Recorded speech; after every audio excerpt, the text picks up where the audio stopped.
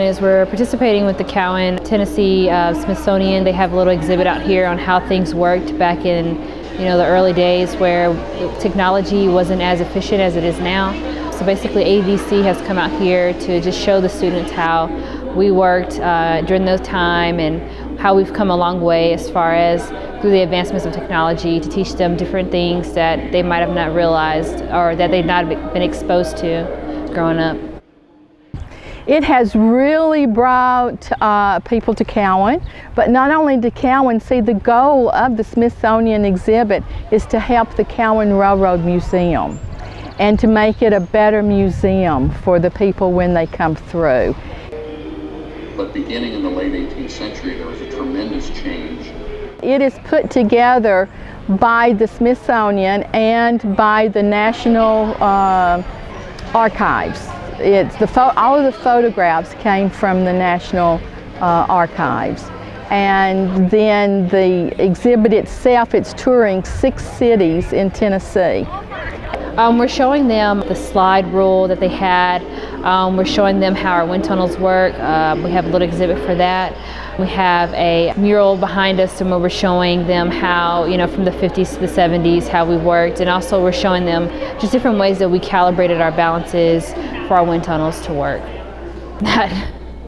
Some of this stuff was new to me, so especially the slide rule, that was very new to me. I had no idea of that. I've grown up with calculators, so either calculators or hand math is what I've been used to.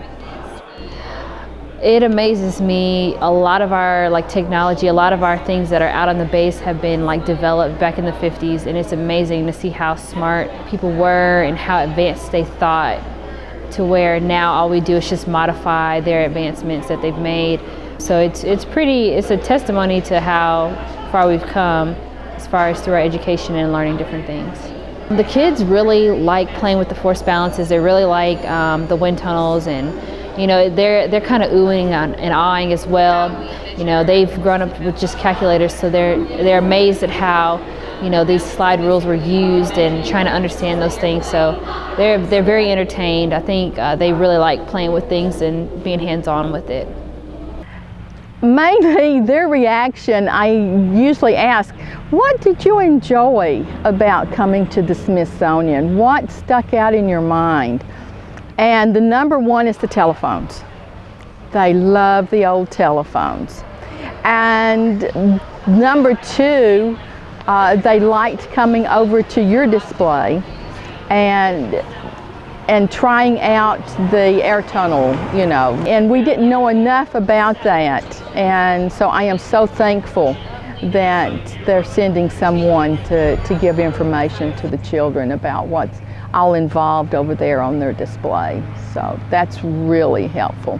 Throughout this exhibit, there's been several kids that have come back and played with the wind tunnel just to see how it worked. So I think, when kids see how things are cool and they're able to put their hands on it, I let the kids just play with the things, and they entertain themselves and just learn more. And I think that's sparking their interest in engineering and science and math.